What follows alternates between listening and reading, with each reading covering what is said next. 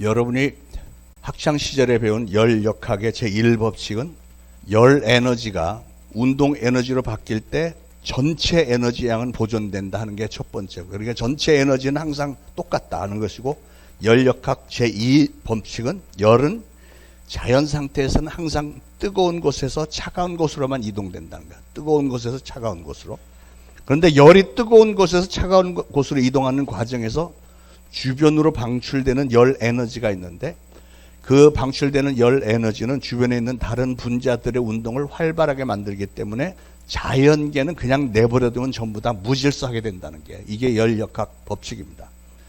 왜 이 말씀을 드리냐면 우리의 신앙도 비슷하기 때문에 그래요. 우리의 신앙도요, 예수님을 처음 만났고 성령을 받았을 때는 하나님을 향한 뜨겁고 순수한 신앙으로 시작이 됐지만, 그렇다고 해서 그 사람을 그냥 내버려두면 그 사람은 열정과 생명이 넘쳤던 에너지가 점차로 손실이 되어지고 세월이 가면서 나중에는 형식 껍데기만 남는 무질서한 종교 상태로 변질이 되어버리는데, 그런데 문제는 신앙인이 종교인으로 변질이 되어버리면 그건 천국에 들어갈 수 있는 신앙이 아니라는 게 문제가 되는 거예요.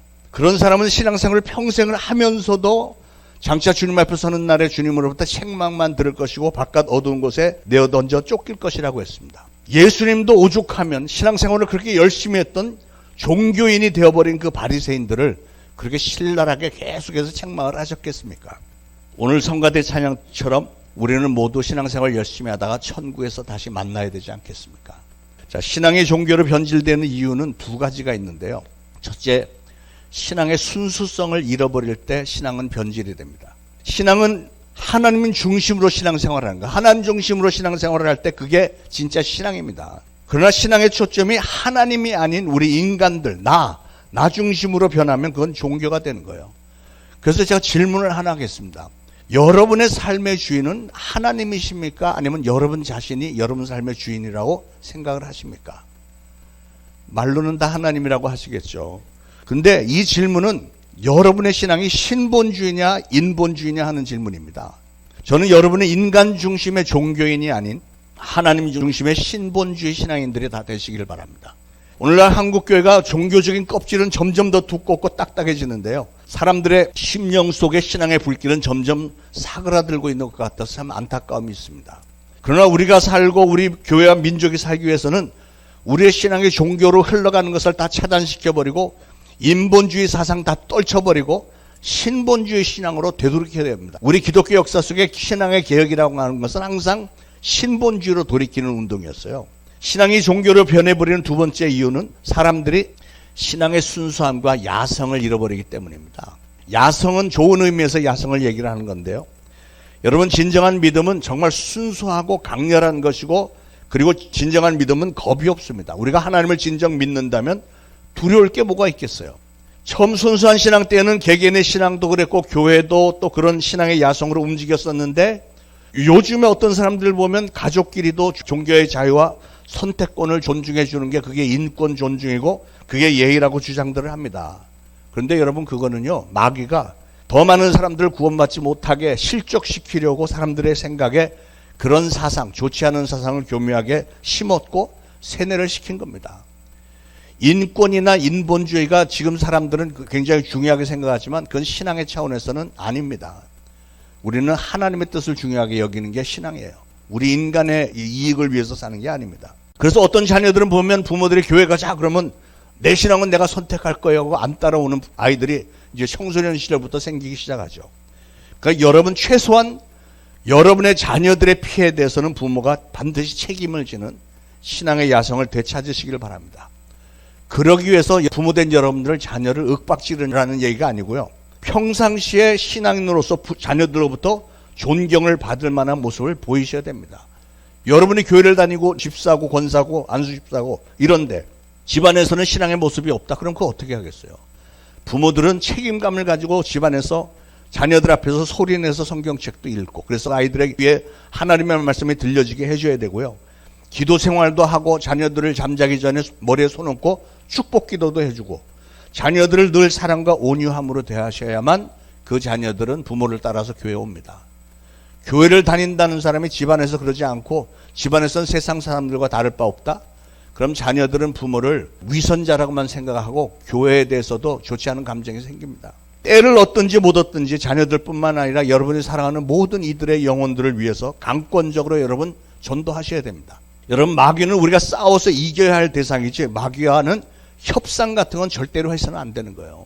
지금 WCC나 WA, NCCK 이 종교다원주의들을 집단들처럼 마귀와 합의해서 같이 공존하겠다는 것은 그건 신앙이 아닙니다. 다윗 때 사람들의 신앙의 상태를 보면 그들도 종교라고 하는 껍질로 두껍게 씌워져 있었을 뿐 신앙의 야성이나 힘이 없었습니다. 오늘 본문 4절에 보면 골리앗이 키가 6규빗 한 뼘, 그걸 센치로 환상하면 거의 3m예요. 3m나 키가 돼 거인이었고, 5절에 보면 갑옷의 무게가 5,000세겔, 그거는 57kg, 한 사람 몸무게나 되는 것을 갑옷이라고 딱 걸치고 있고요. 그만큼 골리앗이 거인이었다는 거죠. 7절에 그 창자로는 배틀채 같고 창날은 철 600세겔, 그러니까 창날 날의 무게만도 7kg이었대요. 그런데 이런 골리앗의 키나 갑옷의 무게 이런 거는 뭐 때문에 성경에 굳이 기록을 해놨을까? 이상하지 않아요? 그러니까 골리앗이 얼마나 상대하기 힘든 거인이었는지를 기록한 겁니다. 그러나 여러분, 그렇게 생각하면 여리고성을 정복할 때 여리고성의 높이가 얼마나 됐고 성벽이 얼마나 두꺼웠고 재질은 무엇이었고 이런 기록이 있습니까? 없어요. 아니, 다윗 때는 골리앗에 대해서 이런 모든 걸 다 상세하게 기록을 했는데 왜 그 이전에 여리고성을 정복할 때는, 어마어마한 그 성을 정복할 때는 그 대단한 성벽 높이와 두께를 기록에 남겨놓지 않았을까?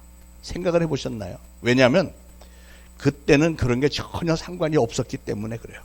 이스라엘 백성들의 마음속에 여리고성의 성벽이 얼마나 크고 두껍고 이런 건 전혀 문제가 되지 않았어. 그냥 믿음으로 밀고 나갔던 거죠.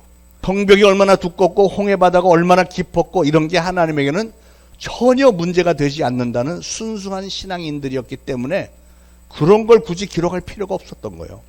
근데 왜 다윗 때는 골리앗의 키가 얼마나 크고 겉옷과 창날의 무게가 그렇게도 중요했을까요? 그거는 그들의 신앙이 많이 식어서, 다시 말해서 그들은 이제 더 이상 신앙인이 아니고 그저 껍데기만 남아있는 종교인이 되었기 때문에 그런 거예요. 이것저것 계산하고 골리앗이 등장하니까 저 골리앗과 체급이 비슷한 장수를 찾으려고 했던 거잖아요. 여호수아 때는 자기들의 힘이 아니고 하나님의 힘으로 가나안 나라 전체를 다 정복을 했는데 왜 300년이 지난 다윗 때 백성들은 자기들의 힘으로만 이겨보려고 했을까요? 왜냐하면 그들은 신앙인이 아니고 종교인으로 변질이 되었기 때문에 그런 겁니다.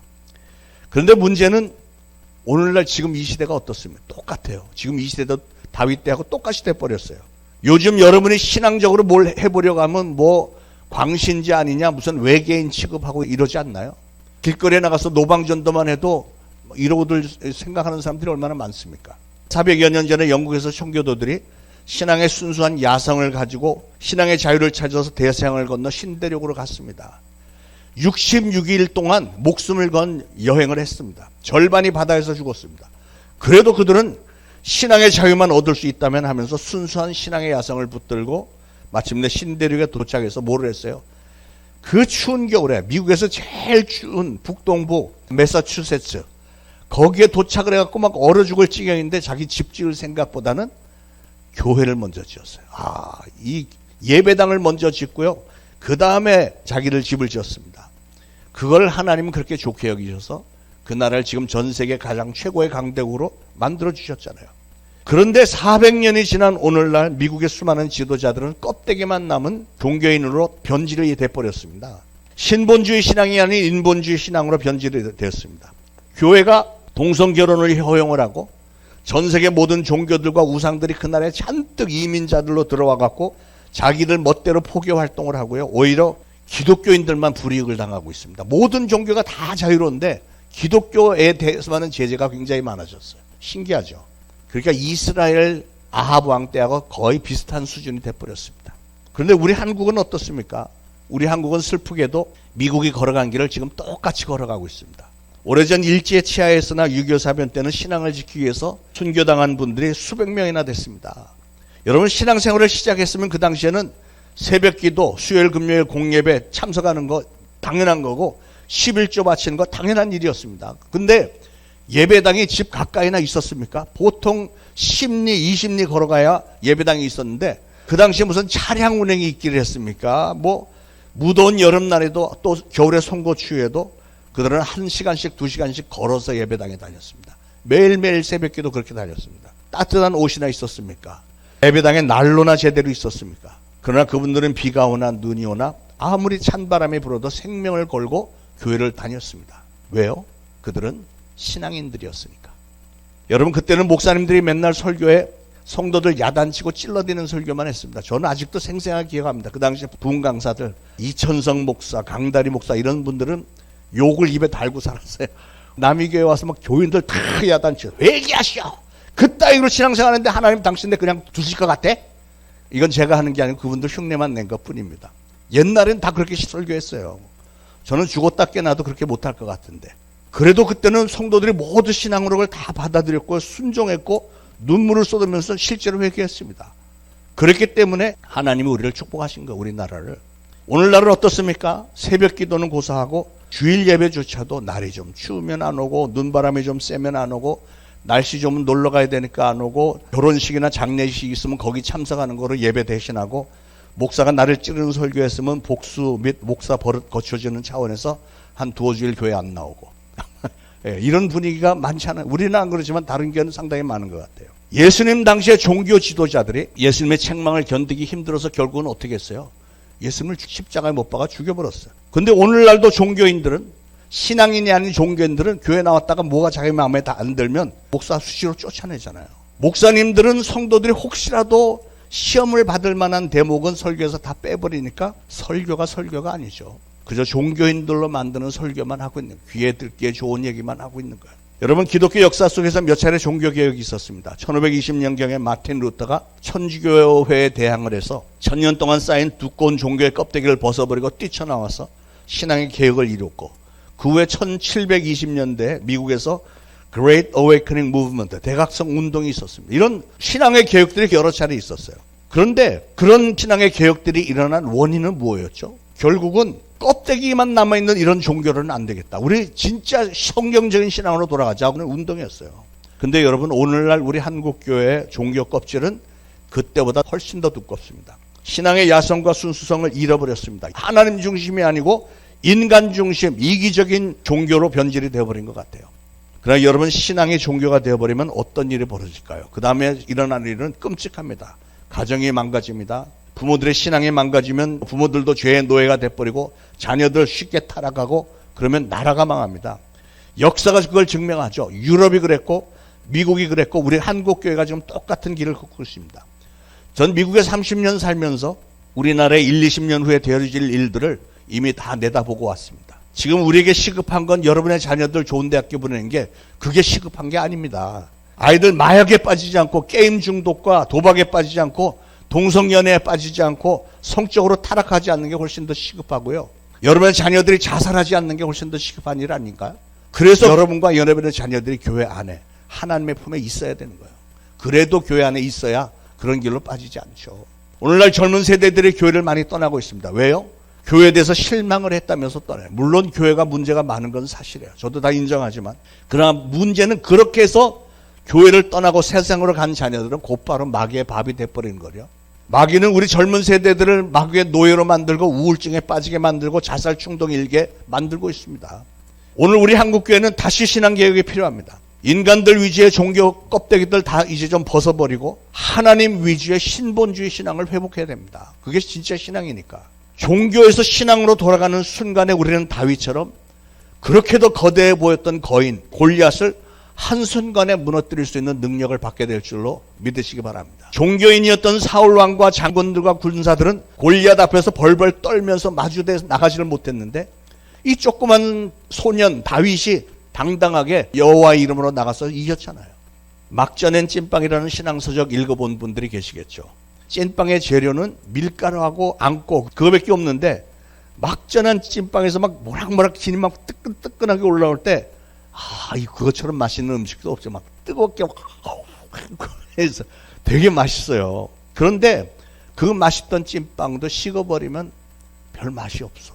식은 찐빵이 바로 사울 왕과 그 장군들 신하들처럼 껍데기만 남은 종교인들의 모습이고요. 막 쪄낸 찐빵, 막 모락모락 나는 그 맛있는 찐빵이 바로 다윗과 같은 순수한 야성을 가진 신앙인의 모습이죠. 저는 여러분의 신앙이 이렇게 항상 막 짜낸 찐빵처럼 순수하고 맛있는 신앙인들이 되시길 축원합니다. 다윗이 골리앗에게 달려나가면서 뭐라고 했죠? 너는 칼과 창과 단창으로 내게 나오거니와 나는 만군의 여호와 이름 곧 네가 모욕하는 이스라엘 군대 하나님의 이름으로 내게 나가노라. 다윗이 선포했던 그 말에는 다윗이 얼마나 순수하고 야성적인 신앙이 들어있는지 보여주고 있습니다. 어린 소년 16밖에 안 된 소년이 그 거인하고 맞서서 싸우는 거예요. 여러분, 종교인들은 그런 말 못합니다. 그러나 다윗은 신앙인이었기 때문에 그렇게 당당하게 말한 거예요. 다윗은 왜소한 소년이었지만 그는 신앙의 사람이었기 때문에 하나님의 이름으로 나가서 물맷돌 한 방으로 그냥 그 거인을 무너뜨리고 죽여버렸잖아요. 그게 바로 신앙의 능력인 줄로 믿습니다. 이걸 바꿔서 말하면 여러분도 그렇게 순수하고 야성적인 신앙을 갖기만 하면 다윗처럼 골리앗을 이길 수 있다는 뜻이에요. 골리앗이 장대한 거인이었고 57kg에 되는 그 무거운 갑옷을 입었고 무시무시한 창을 휘둘렀다? 그래서 어쩌라고. 그러면서 당당하게 나가서 물맷돌을 하나 갖고도 자신 있게 싸워서 이길 수 있는 거예요. 여러분, 하나님의 영광을 위해서 일할 때는 그래서 너무 인간적으로 따지고 계산하고 뭐 이런 거 하지 마시기 바랍니다. 우리가 이런 거 자꾸 따지면 우리 하나님은 우리를 도와주실 이유가 없어요. 그래? 너 따져? 그렇게 네 힘으로 해봐. 그럼 아무것도 할 수가 없죠. 여리고성을 무너뜨린 것도 계산을 해갖고 된 게 아니잖아요. 오늘도 우리는 주님의 일을 예수 그리스도의 이름으로 그 이름의 권세를 믿는 순수한 신앙으로 해내는 겁니다. 어떤 사람은 이렇게 말합니다. 그 교회 다니는 거 그냥 적당히 좀 해. 너무 깊이 빠지 말고 지혜롭게 교회 다녀라. 목사님 가까이 하면 이것저것 시키고 인생 고달프다 너. 예, 목사님과 안전거리를 두고 신앙생활 해야 돼. 이런 사람들이 있어요. 그러나 여러분, 만약에 다윗이 안전거리 따졌다면 골리앗 앞에 나갔겠어요? 사람들은 골리앗과 거리를 멀리했지만 다윗은 자진해서 골리앗을 대적했습니다. 여러분, 마귀의 성향은 골리앗과 거의 비슷합니다. 여러분이 마귀를 피하려고 들면 마귀는 오히려 더 심하게 여러분을 집요하게 공격을 해야 될 것입니다. 그러면 어떻게 해야 될까요? 성경 말씀대로 야고보서 4장에 마귀를 대적하라. 그리하면 그가 피하리라 그랬어요. 여러분이 마귀를 대적하셔야 돼요. 예수 그리스도의 이름을 선포하면서 대적하면 마귀가 도망친다고 그랬어요. 골리앗의 천적은 순수한 야성의 신앙인 다윗이었습니다. 마찬가지로 오늘 마귀의 천적은 순수한 야성적인 신앙인 바로 여러분들입니다. 여러분이 예수 그리스도를 선포하면서 당당하게 나가시면 돼요. 오늘날 우리나라의 마귀가 급속도로 고개를 높이 쳐들고 있습니다. 우리가 마약 청정국이었는데 지금은 우리나라의 마약이 제일 잘 팔려 수입을 제일 많이 한다는 거 아니에요. 우리나라가 마약, 게임 중독, 도박이 난무하고요. 부부간의 문제가 심각해지고 살인과 성범죄, 돈 문제가 기승을 부리고 이제는 인신매매와 장기 적출까지 등장했잖아요. 신앙의 자유가 보장되었던 이 나라에 정부가 교회를 해산시킬 수 있는 법과 차별금지법을 국회에서 발의했고 지금 막 통과시키려고 하고 있어요. 이제 조만간 몇 주 안에 통과될 작정입니다. 기가 막히죠. 이런 오늘날 우리는 다윗 같은 신앙인이 필요한 거예요. 전 여러분들 모두가 다 다윗의 신앙을 가지시길 바랍니다. 예수 그리스도를 확고하게 믿는 믿음으로 용기를 가지고 마귀를 대적하면 여러분 자신과 여러분의 가정과 우리 교회와 나라를 지킬 수 있습니다. 저는 목회를 하면서 우리 삶에 일어나는 수많은 문제들, 이런 잡다한 문제들을 해결하는 가장 좋은 방법이 뭐냐? 그거는 그런 문제를 일으키는 자 마귀를 분별해서 알아보고 마귀를 대적해서 예수 그리스도로 명하노니 이 더러운 악한 마귀 떠나갈지어다. 이 기도를 하루에 수십 번씩 하면 돼요. 물리쳐버리는 수밖에 없습니다. 마귀가 좋아하는 일 하지 말고 하나님이 기뻐하시는 일만 하시면 되는 거예요. 저는 우리 모두가 다 진정한 신앙인들이 되시길 축원합니다. 자, 28절에 보면 종교인과 신앙인의 차이 또 한 가지를 볼 수 있는데요. 다윗이 골리앗과 싸우러 나가겠다고 한 말을 큰형 엘리압이 들었어요. 엘리압이 군인으로 거기 와 있었는데 엘리압이 듣고 막 화를 내면서 다윗에게 야, 네가 어째서 여기 왔냐? 너는 교만하고 마음이 완악한 놈이라 네가 전쟁 구경을 하러 왔구나 하면서 다윗에게 막 찬물을 끼얹는 거죠. 네까지 게 뭔데 넌 들여서 양이나 치를 녀석이 여기가 애들 전쟁놀이 하는 데인 줄 아냐? 그 얘기를 하고 있는 거죠. 아니 생각을 해보면 아니 동생 다윗이 형인 자기에게도 없는 신앙의 야성과 순수한 용기를 가지고 하나님의 영광을 위해서 하나님을 조롱한 저 원수 골리앗과 싸우러 나가겠다고 하면 야, 너 잘 생각했어. 내가 밀어줄게. 이렇게 칭찬하고 격려를 해줘야 될 일이지. 그걸 왜 막습니까? 형이 돼갖고. 이걸 가리켜 미국에서는 엘리압 신드롬이라고 부릅니다. 엘리압 신드롬. 뭔지 대충 아시겠죠? 교회가 신앙의 야성으로 일어나서 마귀를 대적하고 막 선교를 하고 주님의 일을 막 하려고 하면, 그러면 모든 사람들이 뒤에서 받쳐주고 기도로 협력하고 격려해주고 이렇게 하지는 못할 망정, 종교의 껍질을 쓴 자들이 앞을 가로막고 오히려 비난하고 좌절시키고 방해하는 거, 이게 바로 엘리압 신드롬입니다. 주님의 일을 하고자 할 때, 야, 그렇게 하고 안 되는 거야. 나도 옛날에 해봤는데 그거 안 돼. 해봐야 소용없어. 이렇게, 이런 거, 이런 게 엘리압 신드롬이에요. 근데 오늘날 우리 한국 사회 엘리압 신드롬이 굉장히 증세가 심각합니다. 정치하는 사람들끼리도 서로 막 물어뜯고요. 사업하는 사람, 직장인들, 교회에서까지도 그런 일들이 지금 비일비재하잖아요. 우리나라가 왜 이렇게 심각해졌는지 모르겠어요. 저는 우리 교회 안에서는 이런 일들이 절대 일어나지 않기를 간절히 소원합니다. 여러분, 우리가 신앙의 그 순수함과 야성을 되찾기 위해서 가장 중요한 게 뭔지 아세요? 바로 목적의식입니다. 목적. 신앙의 목적의식. 목적의식이 제대로 세워져 있지 않기 때문에 엘리압 신드롬이라는 게 보이는 거예요. 사랑하는 여러분, 오늘 여러분 왜 교회에 나오셨습니까? 여러분이 신앙생활을 하는 목적이 무엇입니까? 한번 생각을 해보시기 바랍니다.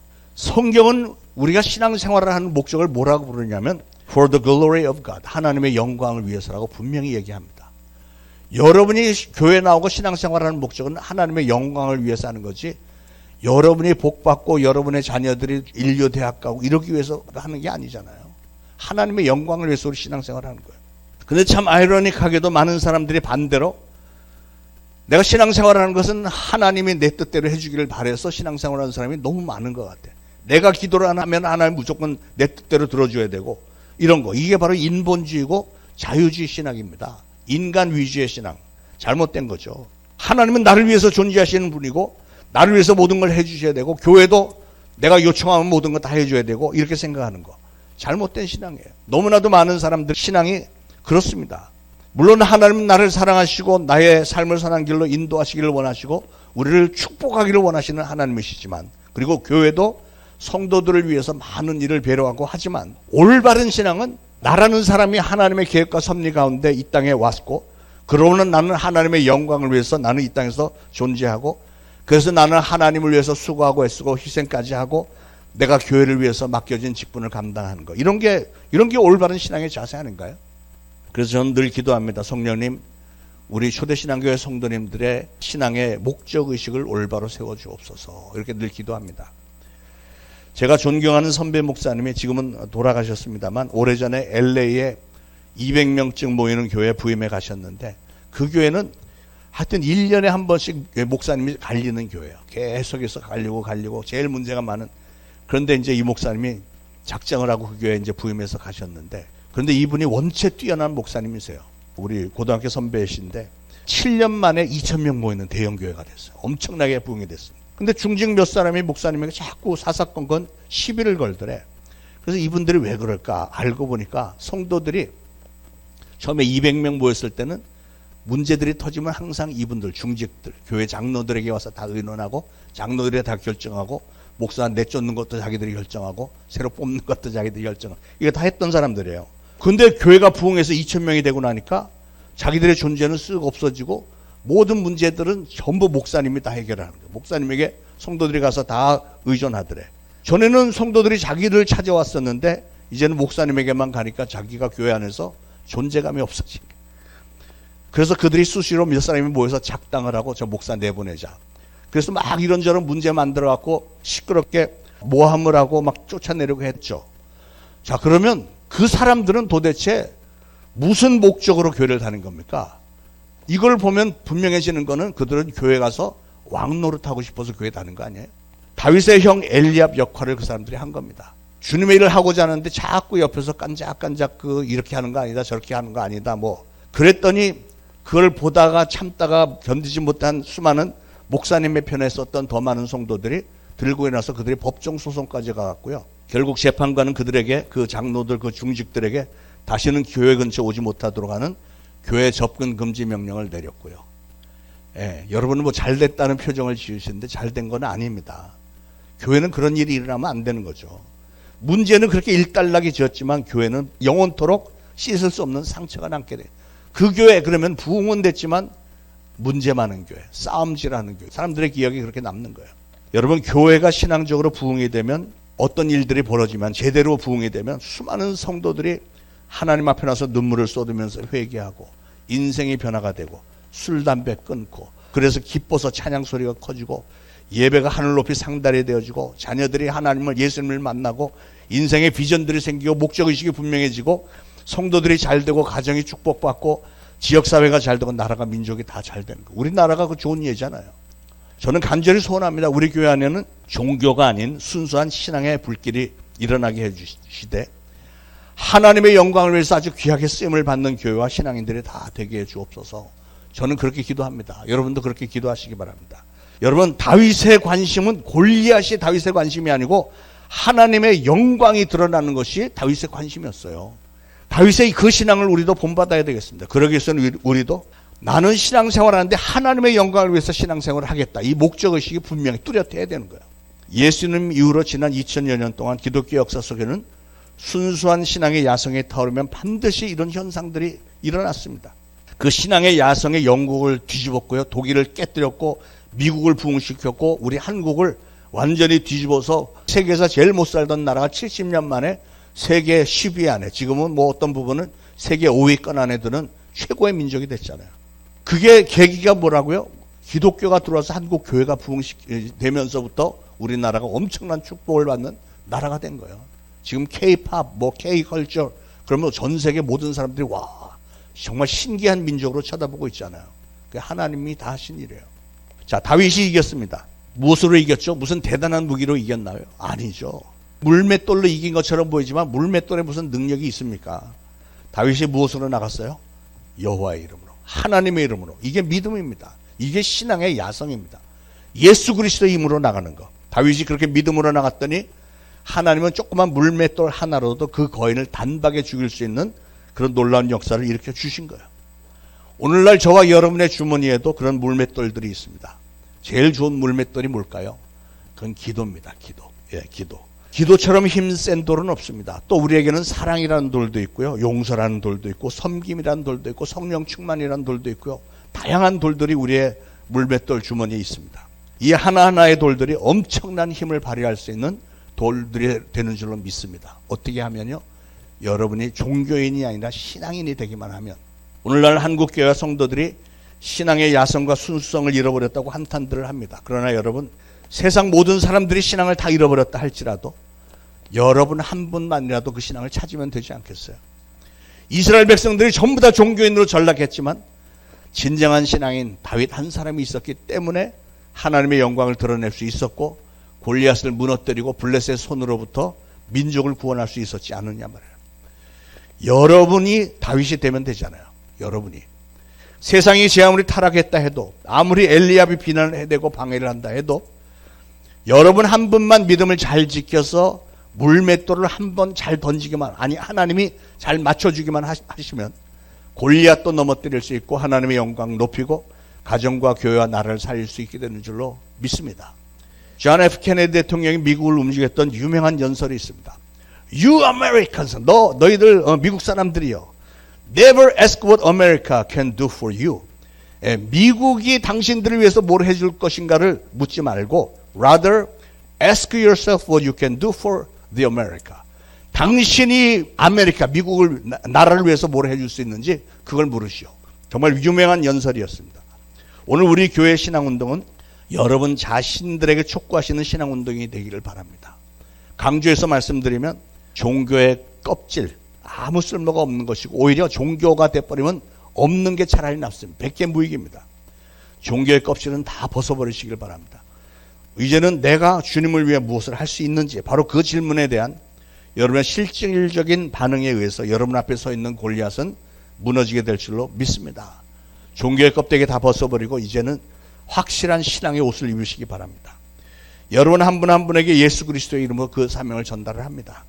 그래서 사랑하는 여러분, 우리는 이 땅에서도 한 신앙의 공동체로서 우리 성도들, 하나님께서 묶어주신 우리가 서로 열심히 사랑하면서 잘 섬기다가 우리 아까 성가대 했던 찬양처럼 장차 저 아름다운 천국에서 다시 만나서 영원토록 동고동락하게 되기를 간절히 소원하며 그렇게 되기를 예수 그리스도의 이름으로 축원을 드립니다.